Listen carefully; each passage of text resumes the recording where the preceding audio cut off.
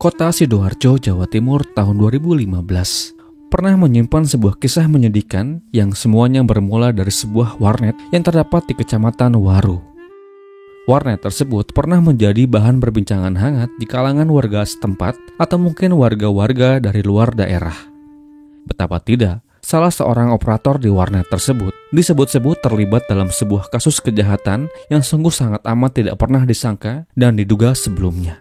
Bahkan orang-orang yang mengenal si pelaku sampai-sampai kaget dibuatnya. Lantaran si pelaku selain dikenal sebagai orang yang pendiam, ia pun juga terindikasi sebagai pria yang tak macam-macam dan tidak memiliki sifat yang buruk. Namun berbeda dengan dunia nyata dan dunia maya. Di dunia maya, sang operator menjelma menjadi sosok yang menakutkan. Tercatat orang ini memiliki sebuah akun Facebook yang ia beri nama sedemikian rupa. Pemilihan dan pemberian nama di akun Facebook miliknya itu sengaja dibuat untuk menipu dan menjaring gadis-gadis muda yang masuk dalam perangkapnya. Terbukti dari akun Facebooknya itu, seenggaknya pelaku telah merugikan 2 orang wanita yang ia jebak. 1 orang yang terjebak dalam bujuk rayunya berhasil selamat sehat sentosa, sedangkan 1 orang lainnya harus berakhir dengan sangat amat menyedihkan. Di dalam video kali ini, saya mau ajak teman-teman sekalian untuk menilik sebuah kasus penghilangan nyawa yang pernah terjadi di Sidoarjo, Jawa Timur di akhir tahun 2015. Di mana ada seorang wanita yang berniat ingin menjual keperawanannya kepada seorang pria yang mengaku dirinya adalah seorang mucikari yang bisa menjualnya dengan harga tinggi. Namun naas bagi korban, ternyata harapannya untuk mendapatkan uang dari aksi jual belinya itu harus berakhir dengan sungguh amat menyedihkan. Lalu apa yang sebetulnya terjadi dan bagaimana kisah selengkapnya? Jadi begini. Di awal video, kita akan berkenalan dengan wanita ini. Ia adalah Octavian Ratna Putri atau yang akrab disapa Tita. Wanita kelahiran tahun 86 ini merupakan sosok yang memiliki kepribadian tertutup. Hal itu senada dengan sebuah ungkapan yang pernah disampaikan oleh Ketua RT 7 Dusun Kluwih, Desa Kebon Agung, Sidoarjo. Tita sendiri adalah anak pertama dari 4 bersaudara. Namun beberapa tahun sebelumnya, adik laki-laki bungsunya dipanggil Tuhan dikarenakan sebuah penyakit. Ayah Tita bekerja sebagai mandor bangunan di Jakarta. Pekerjaan itu dilakoni sang ayah dari beberapa tahun sebelumnya. Tita dan keluarganya awalnya menempati sebuah rumah di Desa Kebon Agung, Porong, Sidoarjo, Jawa Timur. Namun sejak rumahnya terdampak proyek pembangunan jalan arteri Porong, kemudian mereka pun pindah ke Kecamatan Candi di perumahan Gria Nirwana. Di tahun 2013, Tita pernah menempuh pendidikan di Universitas Muhammadiyah Sidoarjo atau UMSIDA di Fakultas Psikologi. Namun di sana, ia hanya menempuh 2 semester saja. Dikarenakan satu dan lain hal, ia tak pernah terlihat lagi di kampus UMSIDA. Ketidakaktifannya di dunia kampus diduga karena Tita kesulitan membagi waktunya. Sebab saat itu diketahui, selain Tita berfokus mengenyam pendidikan, ia juga diketahui bekerja di sebuah pabrik sepatu di Sidoarjo. Saking sibuknya dalam seminggu, Tita terkadang hanya masuk 1 atau 2 kali saja ke kampus. Maka dari hal itulah kemudian Tita sering mendapatkan tugas tambahan dan susulan dari sang dosen untuk mengejar SKS yang tertinggal. Namun lagi-lagi di dunia kerja, rekan satu kerjanya pernah bilang kalau Tita itu sudah tidak aktif lagi bekerja dari bulan Oktober tahun 2015. Saat itu rekannya bilang bahwa Tita izin untuk nggak masuk kerja dikarenakan suatu kondisi yang terkait dengan kesehatannya. Izin tersebut langsung diberikannya kepada atasannya saat itu. Namun demikian setelah Tita tidak aktif bekerja, saban hari ia kerap kali muncul dan hadir di seputaran pabrik. Entah apa yang ia lakukan saat itu, tapi yang jelas tiap pagi ibunya yang mengantarkannya dan sore hari ibunya pula yang menjemputnya. Hari-hari yang dilalui Tita saat itu semuanya tampak normal-normal saja. Ia beraktivitas seperti biasa, bercengkrama dengan keluarganya, ceria, senang, dan bahagia. Hingga pada tanggal 5 Desember tahun 2015, Tita ditemukan tak bernyawa di kamar sebuah hotel yang ada di Sidoarjo, Jawa Timur.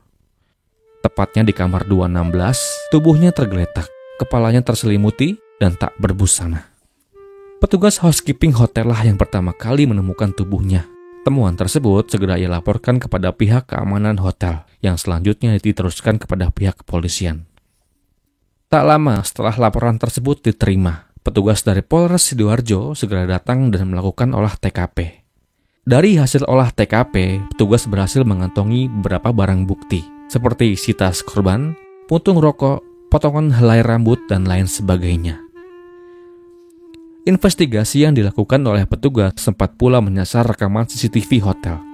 Dalam hasil rekaman tersebut, terlihat di hari sebelum Tita ditemukan tak bernyawa, seorang pria bertubuh kurus dengan menggunakan topi masuk ke dalam kamar yang Tita sewa. Lalu di jam 11 malam pria itu terlihat pergi, meninggalkan kamar. Namun hasilnya tidak terlalu menggembirakan, dikarenakan hasil dari rekaman tersebut hitam putih dan tidak jelas. Petugas saat itu sempat kesulitan menemukan sosok di balik tewasnya Tita. Sebab dari bukti-bukti yang didapatkan, serta keterangan dari para saksi, tidak pula bisa mengkerucutkan satu nama dari aksi ngeri ini. Hingga pada akhirnya selepas 1 bulan setelah Tita berlalu, petugas berhasil meringkus 1 orang yang saat itu diduga sebagai pelaku tunggal.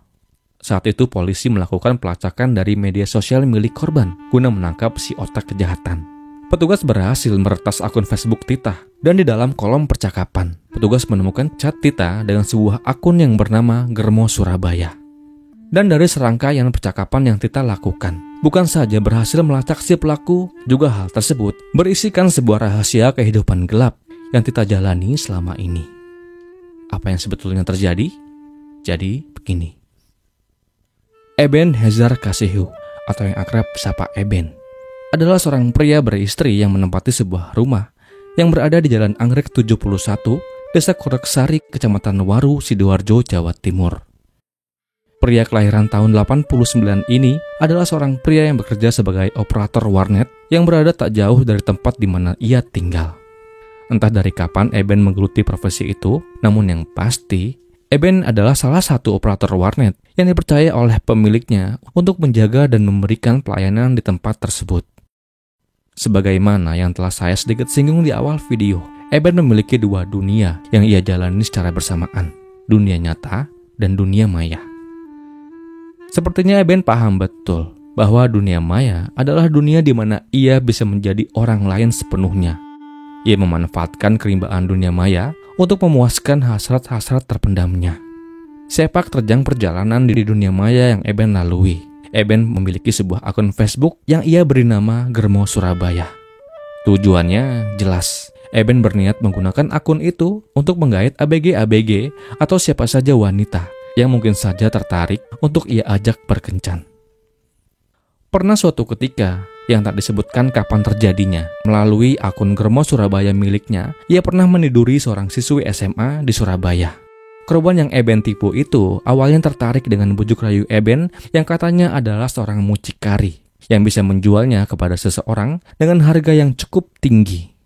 Menjadi cukup tinggi harganya dikarenakan siswi SMA korban Eben saat itu berniat ingin menjual keperawanannya. Singkat cerita, terjeratlah gadis tersebut di lingkaran tipu-tipu Eben.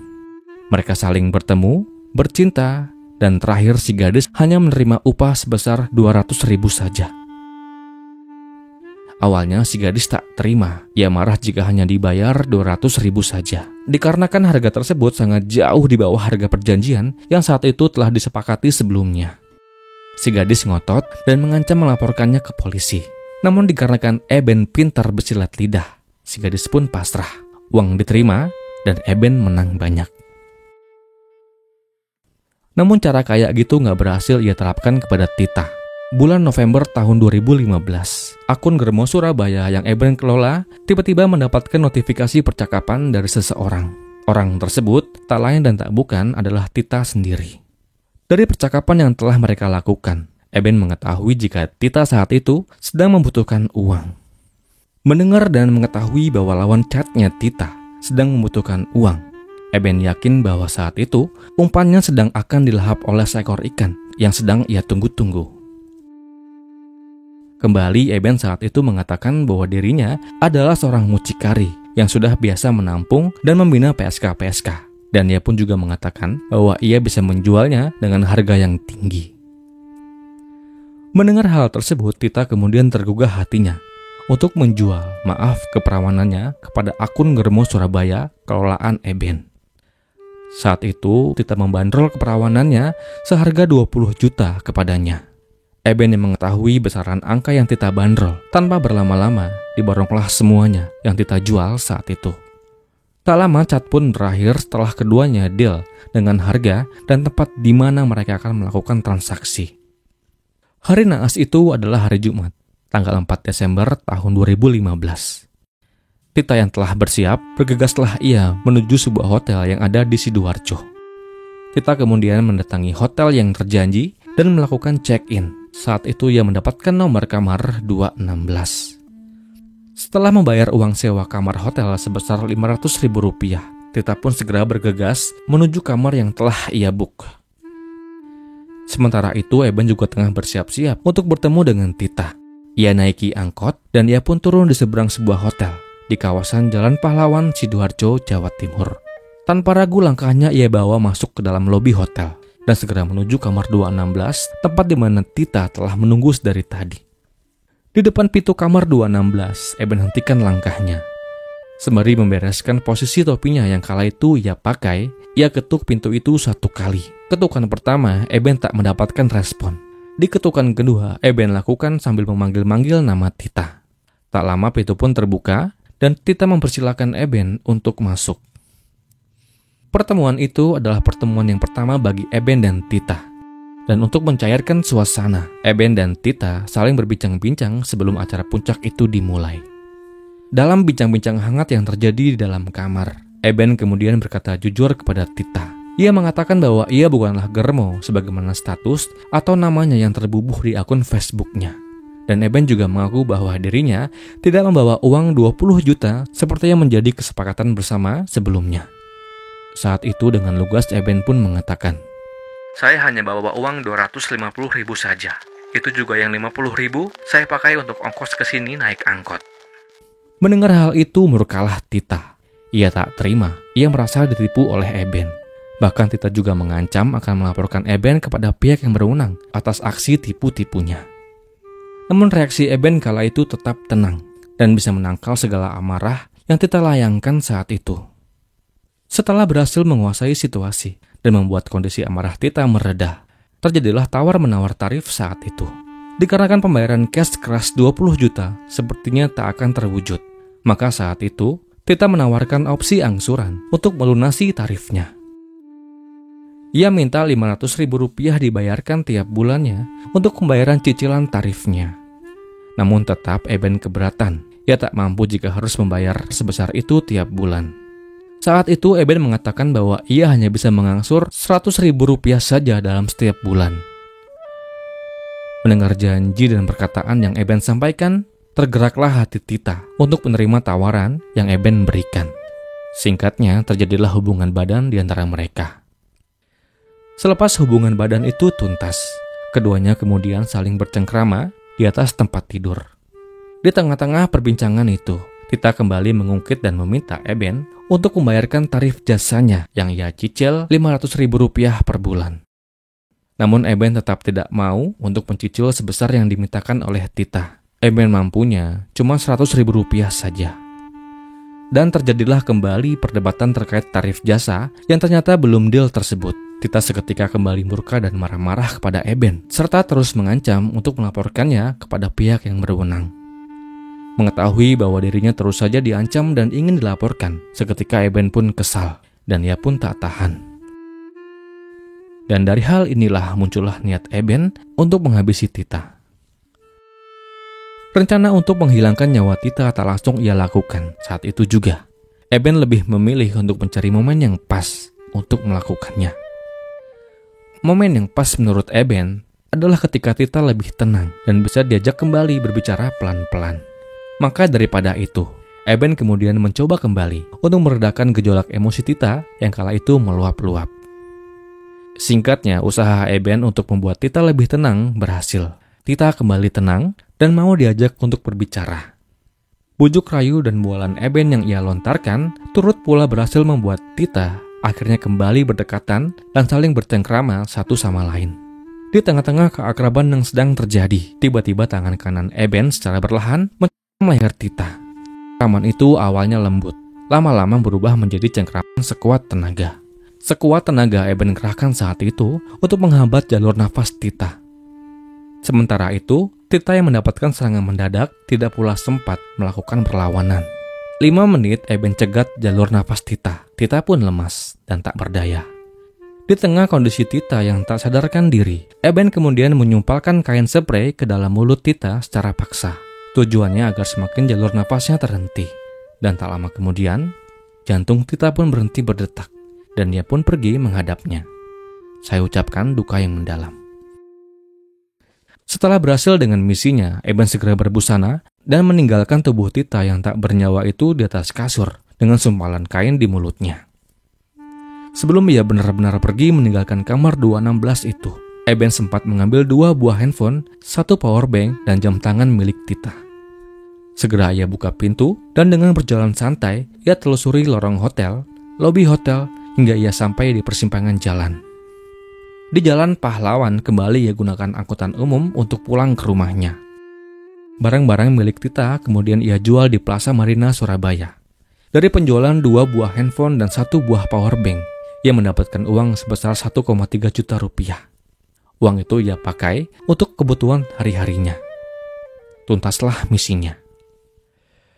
Seperti yang telah dijelaskan sebelumnya, Eben berhasil diringkus 1 bulan setelah pelariannya. Petugas tak perlu bersusah payah untuk menciduk pria ini. Dikarenakan saat Eben diringkus, Eben mengakui segala kesalahannya. Dan Eben pun ditetapkan menjadi tersangka dan terjerat dengan pasal penghilangan nyawa secara berencana. Persidangan yang digelar oleh Pengadilan Negeri Sidoarjo melalui majelis hakimnya kemudian memvonis Eben Hejar Khasihu dengan hukuman 12 tahun penjara. Lebih ringan dari tuntutan JPU yang menuntut Eben dengan 15 tahun penjara. Semoga vonis itu sungguh adil untuk menghukum Eben dengan segala kejahatannya. Dan kisah ini pun berakhir.